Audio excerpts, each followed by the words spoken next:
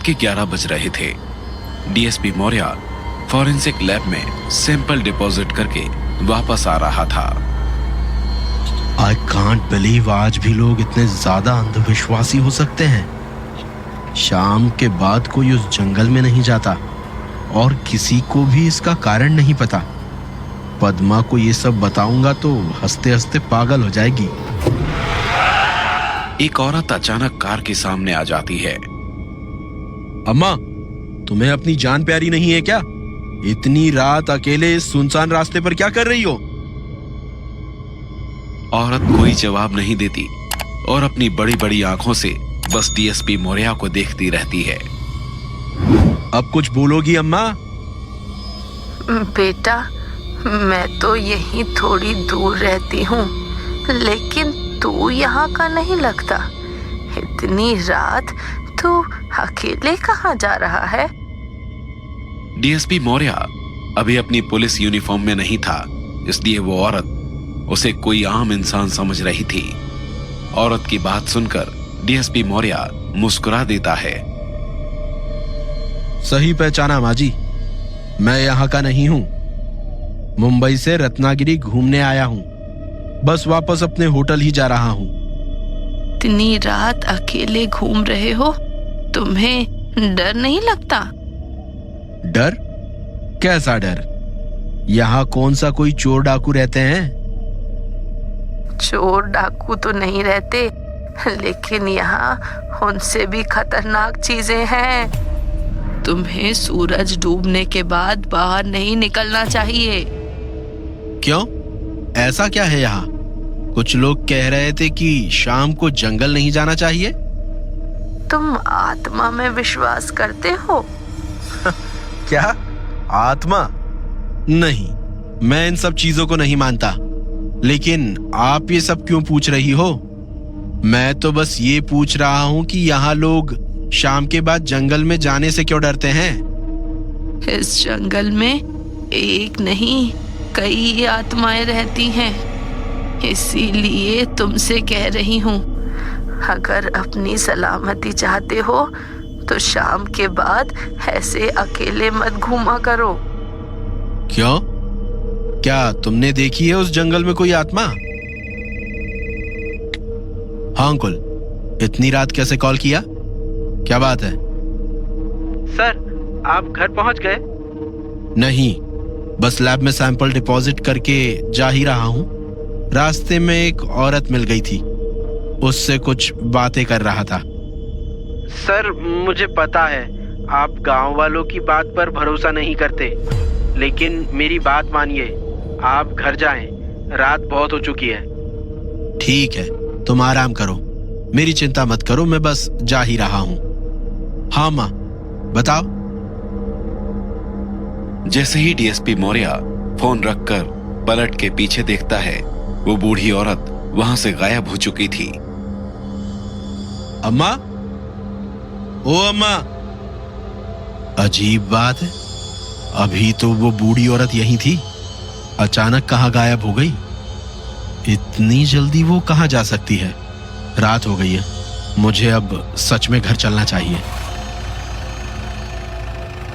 DSP Maurya के जाने के बाद तंत्रा वहीं एक पेड़ के ऊपर से उसकी कार को जाते हुए देख रही थी। अभी उसने मुझे सिर्फ तुझ पर नजर रखने के लिए कहा है, वरना तेरी लाश भी कल यहीं मिलती। डीएसपी वापस कार में बैठ जाता है और वहां से अपने घर की तरफ निकल जाता है। उधर पैलेस में अंजलि और देव एक कमरे में बैठे आपस में बात कर रहे थे। अक्षय कहाँ है देव? वो अपने रूम में रेस्ट कर रहा है, मैं अभी उसे ही देख कर आ रहा हूँ। शुभम वही उसके साथ है। देव, तुम्हें क्या लगता है, क्या अक्षय जो बोल रहा है वो सच है, या उसे सच में क्लॉस्ट्रोफोबिया के कारण चक्कर आ गया? मुझे अभी कुछ समझ नहीं आ रहा अंजलि। मैं बस इतना जानता हूँ कि मैंने जितनी बार अपनों का विश्वास नहीं किया, कुछ ना कुछ गलत ही हुआ है। और वैसे भी हम अक्षय को कई सालों से जानते हैं, पहले कभी तो उसे ऐसी कोई प्रॉब्लम नहीं हुई। फिर अचानक ऐसा कैसे हो सकता है? तो क्या ये उस साय का काम हो सकता है जिसके बारे में वो साधु हमें बता रहे थे? हो सकता है, लेकिन अक्षय ने बताया था कि उसने किसी औरत की आवाज सुनी थी। फिर क्या हो सकता है? देव, हमारी प्रॉब्लम्स बढ़ती ही जा रही हैं। आज से पहले तो कभी ऐसा नहीं हुआ। अगर तुम टाइम पे अक्षय के रूम में नहीं जाते तो पता नहीं क्या होता। देव, अंजलि, क्या तुम दोनों यहाँ हो? शुभम, नॉक क्यों कर रहे हो? अंदर आ जाओ। शुभम, तू तो ऊपर अक्षय के साथ था ना, उसे अकेले क्यों छोड़ा? तू उसकी चिंता मत कर, शिल्पा अक्षय के साथ है। और वैसे भी अक्षय सो चुका है।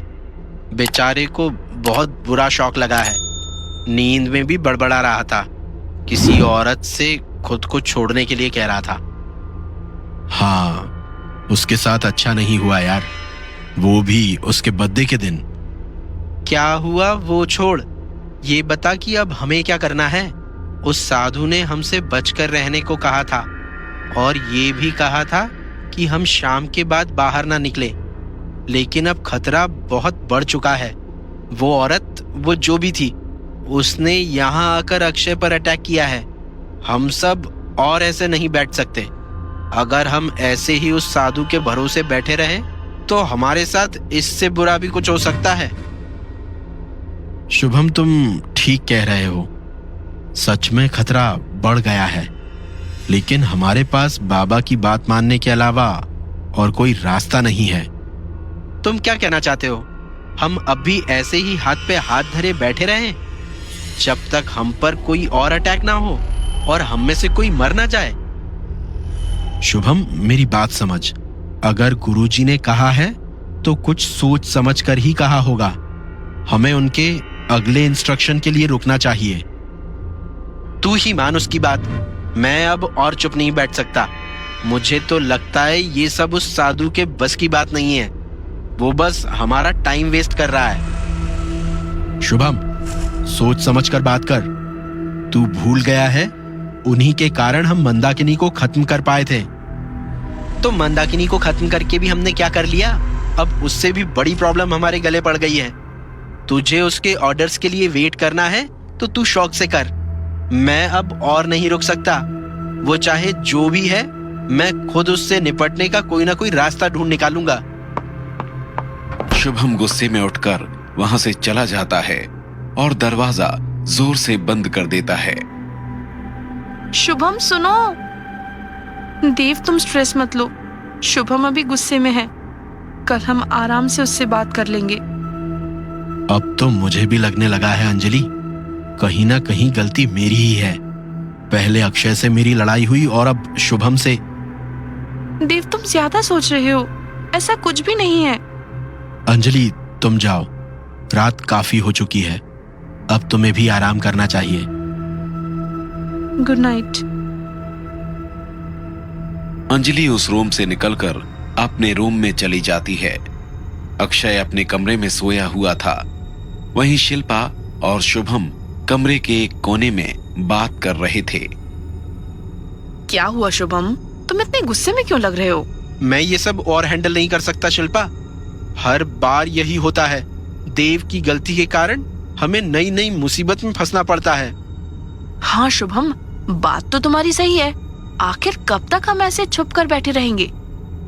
मैं अब और ऐसे नहीं बैठ सकता। मैं तो कल रात ही उस अघोरी से मिलने जाने वाला था, लेकिन देव के कारण नहीं जा पाया। तो अब तुम क्या सोच रहे हो? कल रात मैं किसी भी तरह उस अघोरी से मिलने जाऊंगा। मुझे पूरा यकीन है वो कोई तरीका जरूर बताएंगे।